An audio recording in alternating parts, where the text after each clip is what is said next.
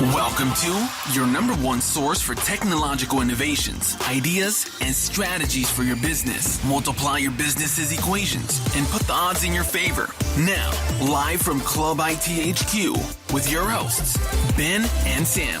This is Tech Factor. All right, welcome everyone. I'm Ben. And I'm Sam. And this is The Tech Factor. The Tech Factor. All right, welcome to episode 6 of The Tech Factor. We're moving along. This is a podcast about driving business productivity and innovation utilizing technology. So today's episode, we're going to be talking all about firewalls. We're going to be talking about what is a managed firewall and why does your business need it.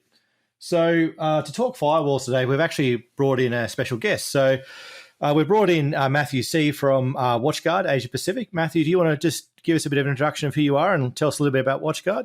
Hi, everyone. Yeah, my name's Matthew. I've been around firewalls for a long, long time. Unfortunately, I go beyond vendors. I used to hand build firewalls for, that was a major global company. A lot of my time I've spent in financial networks, so they're really on the paranoid end of security. But really, I can take a lot of that experience and dealt a lot with integrating small business into the financial network. So a lot of that applies, that knowledge I have applies to everyone, really. Mm. In terms of, but can you tell us a little bit about Watchguard as well? Sure. With Watchguard, we've been around for over getting close to 25 years now as a specialist security provider. Heritage is in network security, but we also do other things like wireless security as well as multi-factor authentication.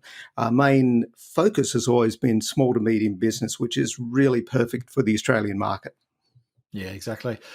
Well, thanks for the intro. So I guess let's start off with the basics. So let's talk about really, what is a firewall and what's a managed firewall? Sam, do you want to talk about really what is a firewall in the most basic sense? Yeah, sure. Basically, a firewall... I'm sorry, I'm just having a moment here. I just need to... All right, how about I start and then you can throw in. So obviously a firewall, in simple terms, it's also in construction terms, a firewall prevents obviously a fire from getting into a certain location. It's a physical obstruction between the, obviously in this case, in the computer world, between the internet and your own physical network. So it's designed to prevent things from getting in and out. In one sense, it's traffic lights, but traffic lights really have stop and go. But this is a little bit more detailed than that. But the simple essence, it allows some things to get through and other things not to get through. And that's generally dictated in the most simple terms by rules, to saying that can go through, that can't, in order to make a network reasonably secure. Now, a managed firewall and a business-grade firewall, which we're going to be talking a little bit more about in detail shortly, is taking that sort of that next level. So it's not just about just a basic set of rules. There's a whole bunch of other logic and algorithms that go into that and other effectively security add-ons that create an entire ecosystem that actually goes ahead and is able to manage that network security. So it's not just about, yes, this can go in, that can't. It's about a whole range of tool sets that enable a much more secure environment.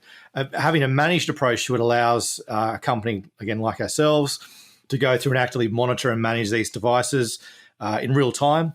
And products like Watchguard allow you to generate a lot of reports and a lot of information to allow us to actually get a clear understanding of the security that's occurring within the network, and able to really diagnose and better and proactively manage security threats. Because again, and Matthew, I'm not sure if you've heard this as well, but I think there's been about a 400% increase in cybersecurity related incidents since the whole COVID-19 thing. I think the whole work from home thing has been good in some ways, but I feel as though there's been a whole bunch of other security problems that have gone with it. I don't know if that's sort of something you've heard yourself, Matt. Yeah, absolutely. There's been a huge surge in things related to COVID-19 scams and things like that. In terms of companies, the problem for companies is the fact that we've now expanded the attack footprint for the network. So previously, when people were all in the office and we had a contained network, that was fine. You had a network firewall, and the hackers really only had effectively one way into the network. Now, with everyone moving to home offices, those home offices are connected back to the office, your main office, and effectively it creates a new footprint or an expanded footprint. So hackers out there know this. They're trying to, spray out phishing emails and those sort of things, trying to get people to click on them because they know that if they do, they may be in a less protected environment. while connected to the corporate network, and that could actually expose, I guess, the corporate network to the big bad world.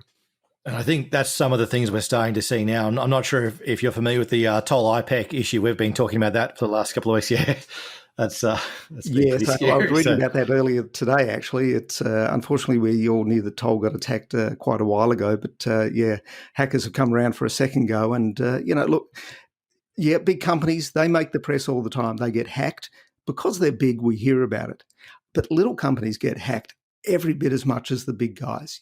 In reality, they don't care who you are. A lot of the times the phishing emails get sprayed around. They just want someone to click on them. As long as you've got some dollars in your pocket, they're happy to take it. It's great when it's someone big like Toll, and in this case I believe Toll's data has been released on the dark web. That's part of the ransomware attack that they've had on them. But the little guys, you're still subject to this sort of attack. Yeah, and I think that's actually a really good segue, because let's talk about some of the common misconceptions with firewall and security, and let's elaborate a little bit more on that, because one of the misconceptions you hear all the time is, they only, you hear about the big attacks, or that they don't have any interest in a small guy like me. There's no, I'm not going to be of any, I'm not going to be threatened by this type of thing. It's not they don't target the small guys. But can you maybe put some the data behind that, Matt? Yeah, sure. This is something that I've often talked about. Sort of when I worked in the financial networks, you basically walked around with a target on your back. You knew people were coming at you because there was this perception that they could break in and take all sorts of money from your network. Let me tell you, it doesn't actually work like that. The financial networks are very well protected. They actually understand, and they put a lot of resources into protecting things. So a lot of the bad guys have said, well, look, let's go for the easier targets, the low-hanging fruit. If I can, instead of robbing one bank and getting X number of dollars from them, why don't I just go after a whole lot of easy targets? A whole lot of easy targets, just take a little bit of money off them. That's going to earn me just as much money. They're unlikely to have the defenses, and they're unlikely to report the crime, or if that, they won't have the resources to come after the bad guys. So, everyone is subject to this. And phishing emails are the classic. They just spray them around, try and get someone to click. All they want is, get them to download some ransomware, lock up the network, that's it. So even someone working at home, if you've got a home PC, quite often it's maybe your family photos on there, maybe your backups aren't too good. If they can lock that up, or even better, if they can actually get your data, they could be doing things like going after your tax file information. So they really don't care. There's value in anyone. Anyone is fair game for these guys. And as I said, they don't care. If you've got a few dollars in your pocket, pay it up. That's right. It's easy money for them either way. We've seen that firsthand, haven't we, Ben? It doesn't matter how big or small you are. You're just as much of a target.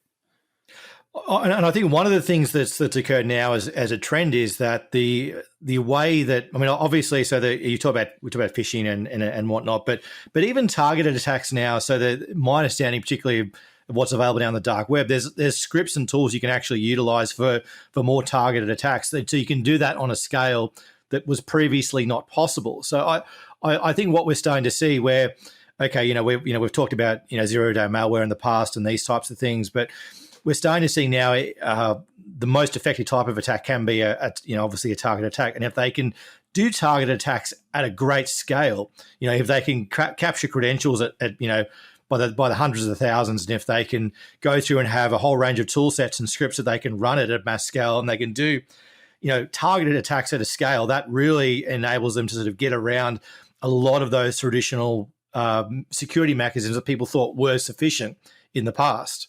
Yeah. And it's so easy to do this sort of stuff. It doesn't take a lot of effort.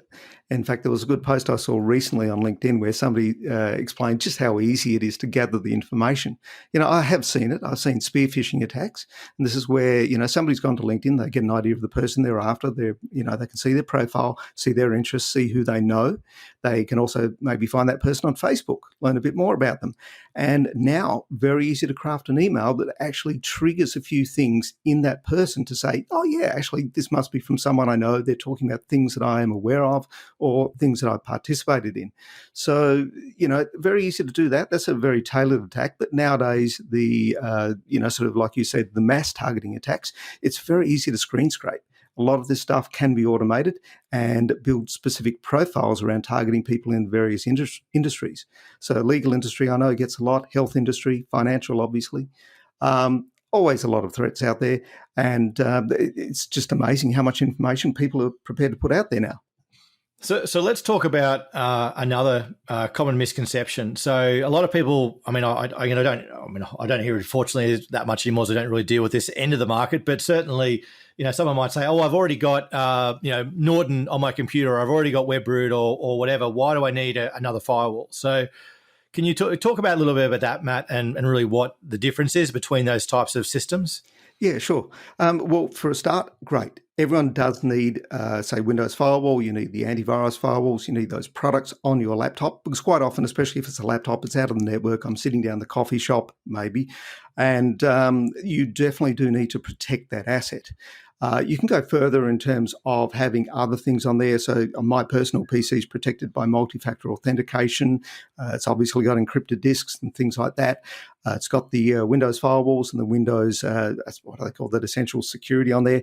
But beyond that, I actually do have things like threat detection capabilities on my laptop. So I'm sort of going quite a bit further. But on a day-to-day basis, that's great. That asset is protected. But you also need to look wider at your own network. So when you're in your company network, or I'd like to say even your home network, you definitely do need to look at what security is provided there. So in the corporate network, great. Quite often companies do spend the money. They have firewalls there. And those firewalls are quite capable at doing quite a lot of things. But it's always defense in depth. Multiple layers are what is going to protect you in the long run. And I love comparing these sort of things to cars, where they talk about crumple zones. There are multiple different systems in cars these days that are designed to protect the people inside there. And it's exactly the same with a corporate security. You do need things at the edge, like edge firewalls. You do need firewalls on the hosts themselves, the PCs, the laptops. You obviously need antivirus.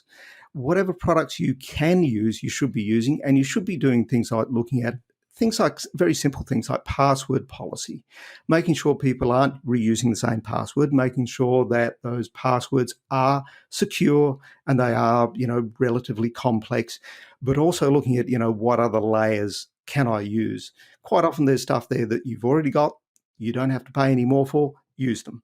If you do want to go further, have a look at things like multi-factor authentication, because as a security control, it's quite often one of the cheapest and most effective controls that you've got.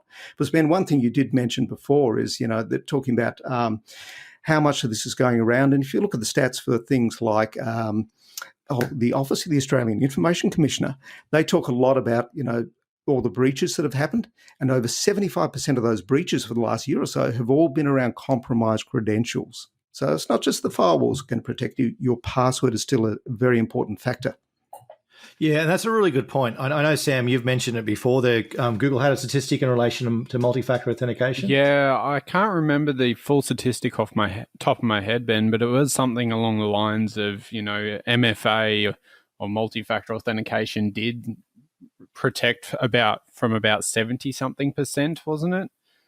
I think it was around 70% of automated attacks were actually prevented by multi-factor authentication. So I guess, and that also comes to some of the stuff we'll talk to in a minute about Watchguard. But I guess the point of it is that clearly it's a multi-layered approach. And one of the things that you mentioned, Matthew, was again, it's great you've got on your laptop, but it's about the whole network. And one of the things that we're seeing now as an evolution, it's not just about your desktop computers. Your network will compromise of hundreds. Well, it depends on the size of your business, of course, but you may have, you can easily have in a business 50 wireless devices. Might have a tablet or a smartphones. People coming in and out of the network all the time with their devices connecting wirelessly. You've got obviously the Internet of Things now that we talk about, and there's a whole range of other devices that all connect and interact with the network in any given time.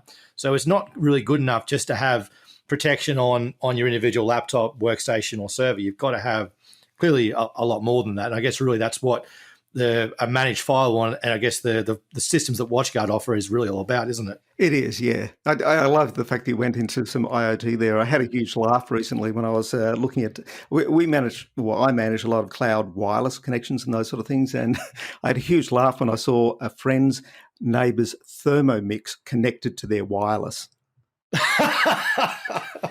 Jesus. There was a fridge there too. It's getting crazy, isn't it? Yeah. I don't know why. It raises a lot of questions. Well, yeah, I mean, there's some real stuff behind this. You know, there was a casino in the US that got hacked through the thermometer in a fish tank. So IoT, wonderful stuff, love it, you know, but hey, you know, still, you got to question it. I think, I mean, I can see the purposes in agriculture and manufacturing. There are obviously some clear productivity gains and also in healthcare as well. Obviously, there's a whole bunch of obvious reasons that you should be using IoT to actually improve the productivity and workflow of an organization. But yeah, the Thermomix, I'm trying to understand the use case with Thermomix. Oh, literally, you're right. All it is, it's basically an attack vector into your network, isn't it? Well, I've even seen a microwave that's Amazon Alexa enabled, and it's cool to say cook my meal for 30 seconds, but you still got to walk up to it and open the damn door. Oh, absolutely. Good point. Like, what's the point, really? Yeah, exactly. If you've got to open the door and you've got to close it and you've got to push the button to open it, you may as well just push 2 more buttons to put the number in, right? So, well, exactly. People don't realize when you're talking to your microwave, I guess in this case, you know, that voice processing goes out to the internet. It's not just staying local to your network. So yes, it's, you know, you're connected to the internet. It's sharing your information so people can actually, I guess, you know, maybe get access to that data and misuse it. So Sam, do you have any other common misconceptions or any thoughts that you want to throw in there in terms of what you come across all the time? I suppose a lot of people just don't really understand. I mean, even for myself, as someone with a technical background, doesn't fully understand it without, you know, going, oh, I forgot about what that is, and you go back and read over it. So, you know, it is one of those parts that especially a business manager that won't really think about or even look into, like, you know, or whatever, my antivirus is fine or that sort of stuff. So I think it just comes into that misconception of that it's not important.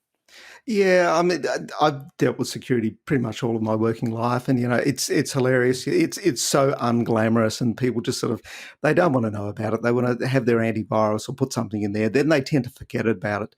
But to me, it's a living, breathing component of your network, your working environment. Basically, you know, we're keeping your work, your business online. We're keeping you safe. So it is worthwhile definitely having a look at what you've got there. One of the big problems I see in terms of anything is it amazes me that when people have software, they have many things in their network, and they never really truly understand what those products might be capable of doing for them.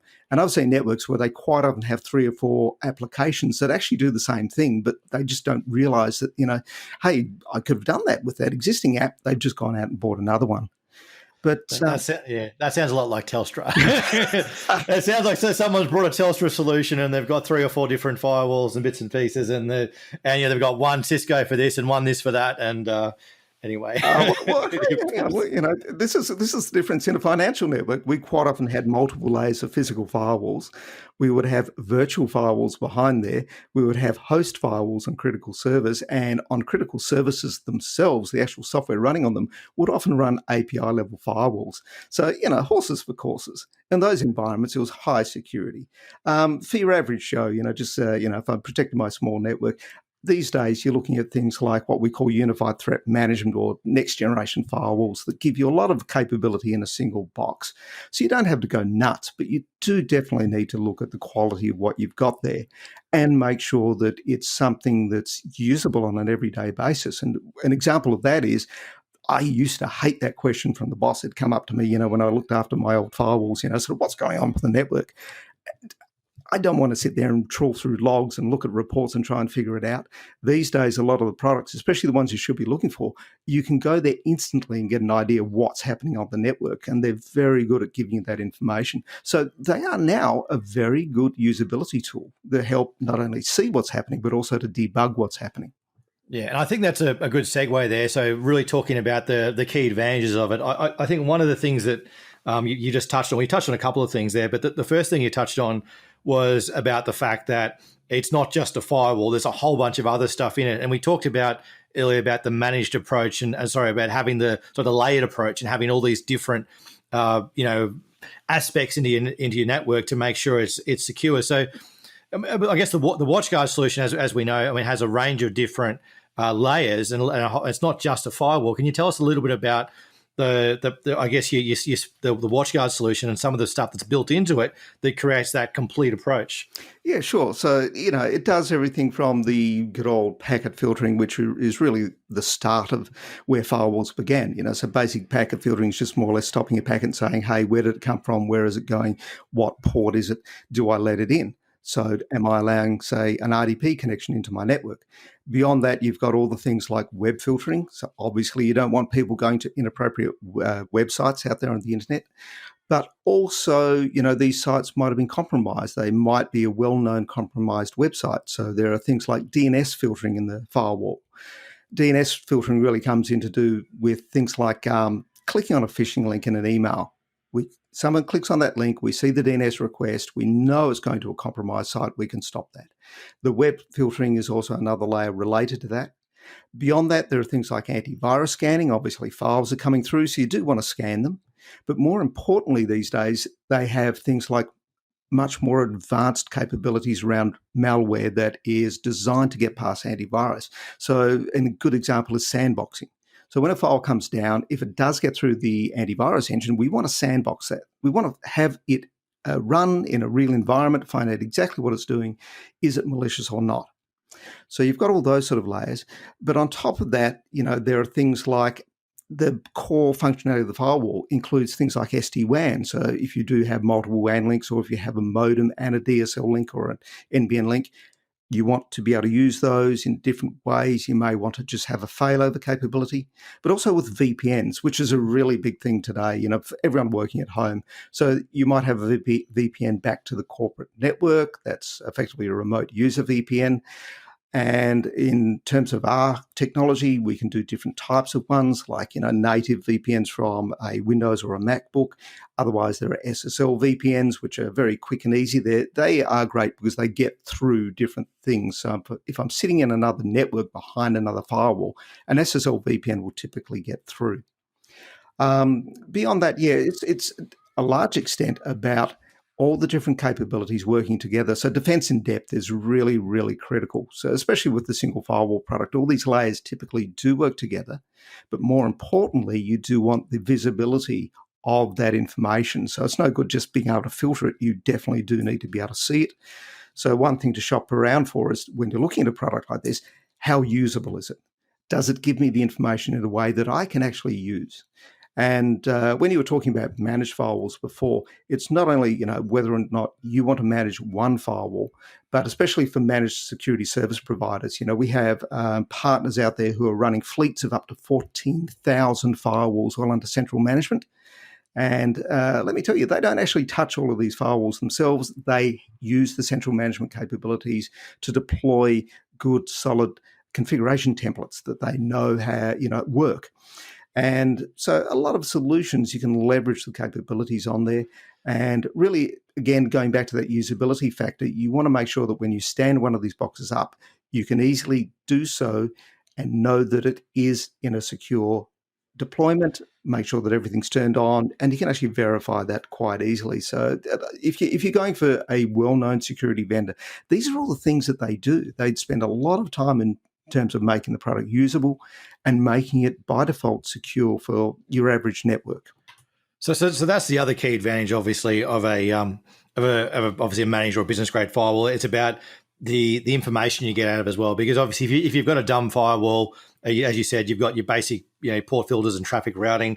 But if you've got something like this, like the Watchguard solution, it really allows you to sort of delve in and actually understand your network. And I think that is certainly one of the challenges, certainly as providers that we have from time to time, if you're not using a solution like this, is actually understanding your network, because there's so much information going in and out at any given one time.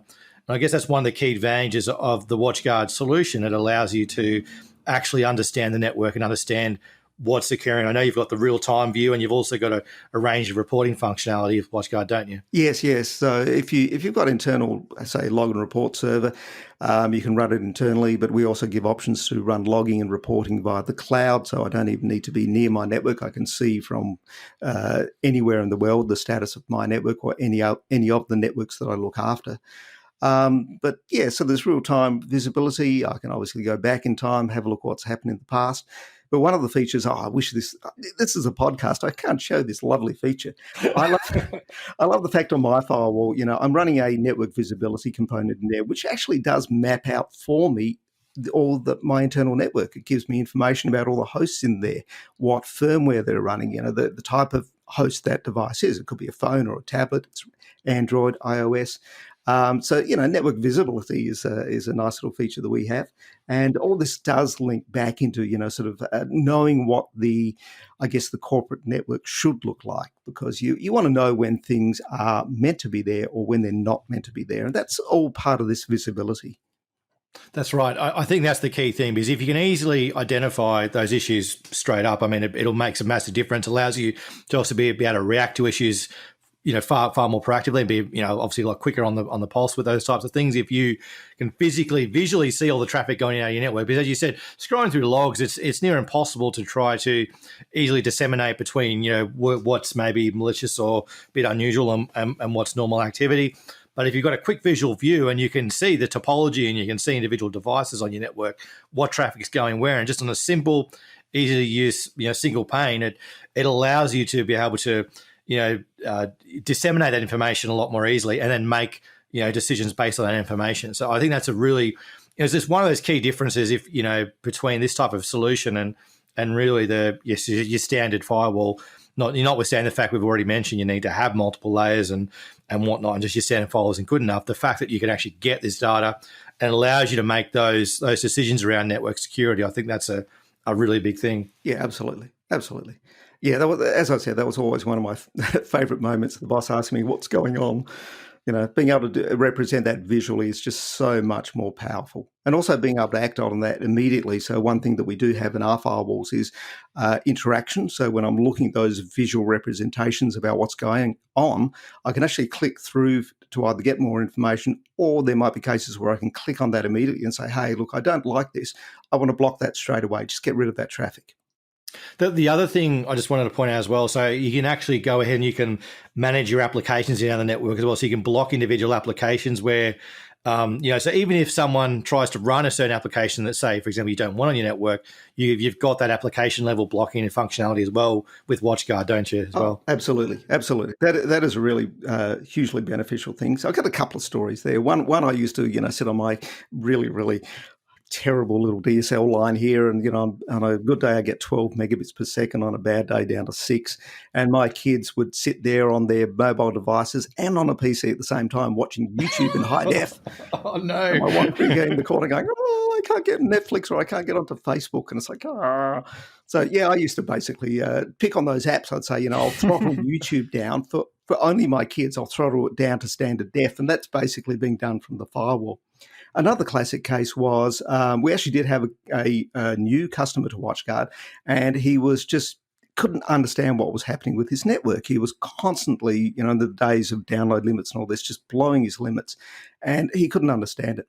And so what we did is we actually took a firewall in there and we put it effectively into what's called watch mode, which makes it a sniffer, but it's able to represent all the traffic on the network visually. And we plugged it in, had a listen to his network for a while. It was on a mirror port of the switch. And we said, well, there you go. Someone's doing a huge amount of downloading of, movies and things like that on your network. They're doing all this torrent traffic. And he said, well, that's impossible. I've been through every PC on the network. It can't be happening. And we said, well, look, we're seeing the traffic. Let's go have a look. So we backtracked it through the switch. And we had a look through the wiring, and then we found one wiring that was, instead of everything turning left, it turned right. And we thought, where the heck is this going? It turned out someone had hidden the PC in their warehouse, and it was running torrent software 24/7, downloading stuff from the web. And that was the cause of the problem. And It was really that visual representation that immediately showed us, this huge amount of traffic on the network. And the reaction from the boss was great. He just basically walked over and grabbed an axe and said, look, if someone doesn't own up to this right now, this axe is going through this PC. And the guy in the corner had to put his hand up and say, oh, I'm sorry, that was me. I thought I was only supposed to be doing it from 12 till 3 a.m. and, I must have done it wrong. Yeah, you did it wrong, all right. That's still, it doesn't matter what time of the day you do it. I mean, I'm sure that's the wrong thing in that work environment. Oh, yeah, exactly. But application, I mean, I love the application control, especially funny in my home network. I see all the kids playing on the computer games and all that, and the PlayStation and the media players and the PCs, and everyone's doing whatever. But yeah, it's, it always tells you interesting things about the network. Yeah, no, and that's, as I said, it's a really good, simple way. And I say, particularly because you've got tablets, you've got smartphones, and you've got obviously your desktops and your workstations, and maybe they're using the same application, but they're using it across different platforms in different ways. If we can, if you've got the way, if you can block it at that firewall level there, rather than having to try and do individual configurations for your iPad or for, under MDM, etc. So yeah, well, it's easy enough to do, say, application whitelisting on, say, a domain joined PC and all those sort of things. But exactly, IoT, Internet of Things, everyone's bringing in phones and tablets and things using the wireless. You have a lot more, control issues around those sort of devices, especially if they're personal devices on your network. And that's where that whole additional security threat comes in as well, that we've already talked about, the fact that people are bringing their own devices into work, and now the people are now working from home. That's that whole other layer of ways that obviously cyber criminals can get in. So it is a massive issue, and I think this is really, I mean, my gut feeling is that this has to be really the standard now for SMBs. I mean, it's really just not good enough just to have your endpoint protection. Multi-factor has to be default standard. Obviously complex passwords has to be default standard, and having a properly a business grade firewall, like a managed solution like the Watchguard system, I think really that has to be the standard moving forward, because we're sort of getting to the point now where where malware is getting, because one of the things that we talked about, I think last week, Sam, we did, was about the fact that what they're now starting to do with malware, in the past it was, okay, with crypto locker, if you had your backups, you could restore from the backups, you didn't pay the ransom, away you go. But what they're starting to do now, and what the cyber criminals have realized, is that, well, that's not as effective. So they're actually starting to, with the Maze ransomware, release data, like what they've done with the TAL IPEC example, release the data around the public web if you don't pay the ransom. So it doesn't matter whether you've got backups or not. They've got your data. They're going to release it out on the dark web if you don't pay the ransom. So the thing is, you're going to need these extra layers to be able to detect, like, again, if you had a solution like Watchguard, and I don't know what tool they're using, but if they had a solution like Watchguard, surely they'd get a notification and see, oh, there's gigabytes of data going out of our network. Maybe we should do something about that. Oh, yeah. Yeah, that's it's one of the things that people often don't think about. What's leaving your network is equally as important as what's being thrown at your network. I certainly know, and again, going back to those financial days, we used to really monitor what was leaving the network. In a lot of cases, we used to purposely gate those connections so that they could not go through unless we had some way of actually monitoring or controlling the connection.